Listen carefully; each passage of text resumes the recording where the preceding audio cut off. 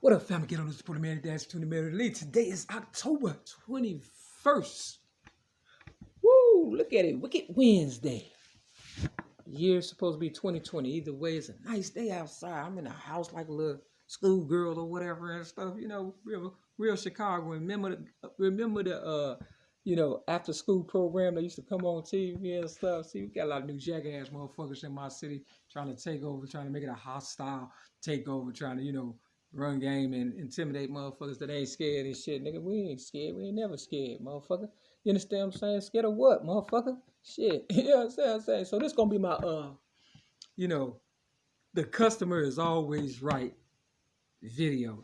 Short story. I was in Uptown and it was a place called Clark Mall. It's a school now on Chase and Clark. You understand what I'm saying? And I went up in there and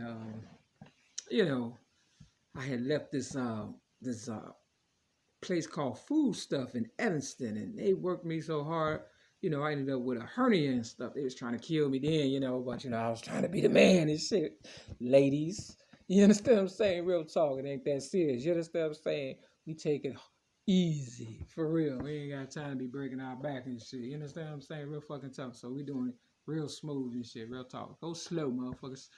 For real, but get the job done. So I was the first girl at Food Stuff, to drive the truck or whatever and stuff for them. And I ain't know pastries was that goddamn heavy and shit. Man, that shit was heavy as fuck.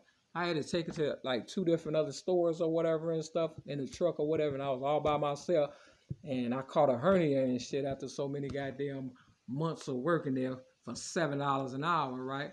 And, they just gave me the $1,500 for workman's comp or whatever, and I had surgery and all that. Understand what I'm saying? Real talk. I ain't asked for the $1,500. You understand what I'm saying? I figure I should have got more. I worked my ass off and stuff, but niggas don't never appreciate you. You bust your gut and your ass and shit, and they treat you like shit. So I'm at my trap house in my city, Chicago, thinking, reminiscing and stuff about all the fucking money I done spent on this raggedy trap ass house that niggas took over and shit, just trying to get free money. They think I'm stupid though, So I play the game, until I get what the fuck I want and shit. And that's my money back in the future. Otherwise, I'm going to press charges on these niggas for, understand what I'm saying, fake documents and, talking about contracts that they voided when they goddamn assigned the shit. You understand what I'm saying? Real fucking talk. I mean, I could go through all that, but gotta get them either way. So back to, the customer is always right, because I'm a customer now. I used to, sell general merchandise back in the day or whatever and stuff. So I left Food Stuff and I opened up, a spot at Clark Mall or whatever on Chase and Clark up north in my city, Chicago. And of course, they turned it into a school because they're trying to, eliminate my legacy, which is the originator of rap, a business lady, understand what I'm saying?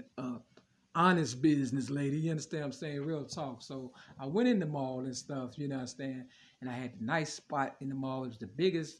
It wasn't the biggest, but it was one of the nicest spots or whatever. It was real comfortable. It was like urban, and they watched me, put it together. Then a week later, they came up with an excuse to have me, move to a smaller spot because the guy on the same, in the same aisle as me was selling, gangster music, and I was selling music, but mine was, that it wasn't that gang banging music, so it really wasn't a problem and stuff. They was just hating and shit. Long story short, so I ended up going to a smaller spot in the mall or whatever, and they said, okay, you won't have no problems in this spot. You understand what I'm saying? After I had to sell my stuff for a little bit of nothing and shit, they wanted less than the wholesale price. I had to hurry up and sell the shit, and condense my shit into a little small spot or whatever. So they got over, right? So they got over before I even started this shit, right? You understand what I'm saying? Real talk.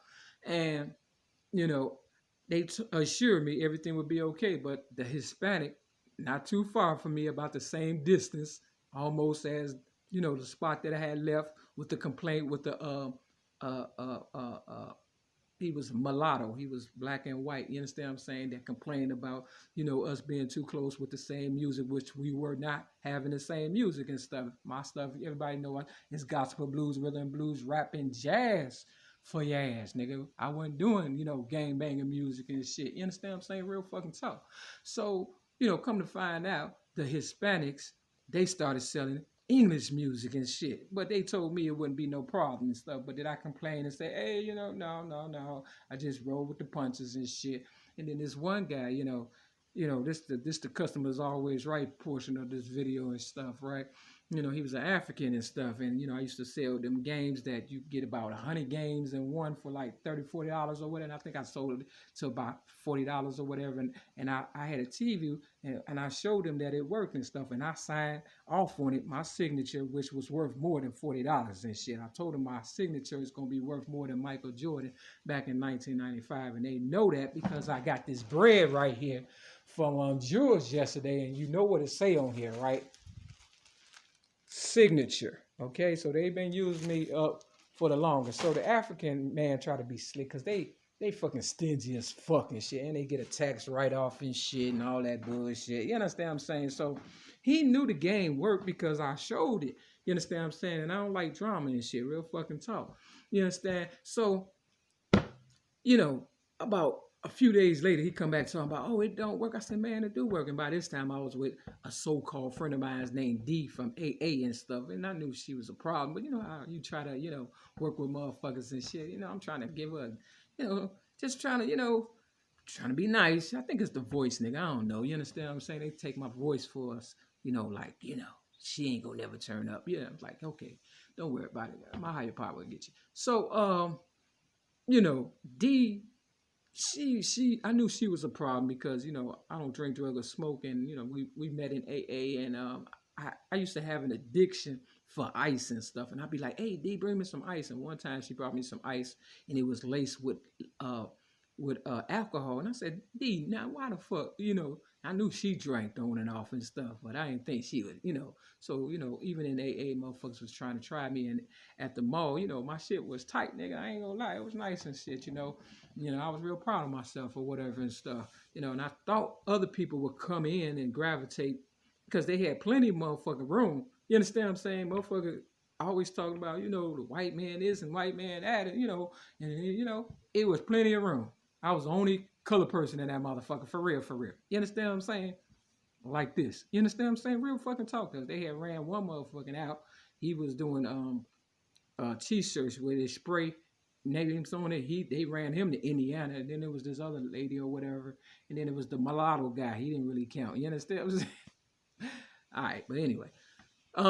Yeah, so D was working with me at that time. The African came and turned up and said, that the game didn't work. I said, man, you signed off on it. I showed you. I got the TV, and you. I don't know if you dropped it or whatever. You understand what I'm saying? For real, So they called the police, and guess who went to jail?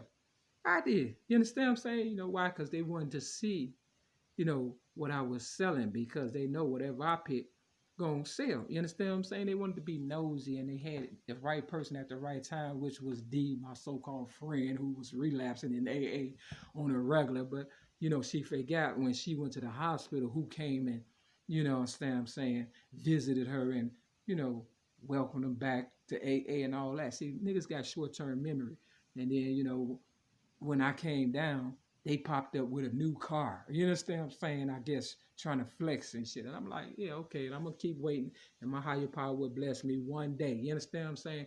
So, all the ones who got over, I'm not mad, do you and stuff. If you feel as though, you got over and stuff. But I'm telling you niggas, this is it on that charitable contribution shit, nigga, for real. I ain't fucking funny, y'all motherfucking rendezvous or whatever the fuck y'all doing this shit. So long story short, I went to jail for a couple of hours.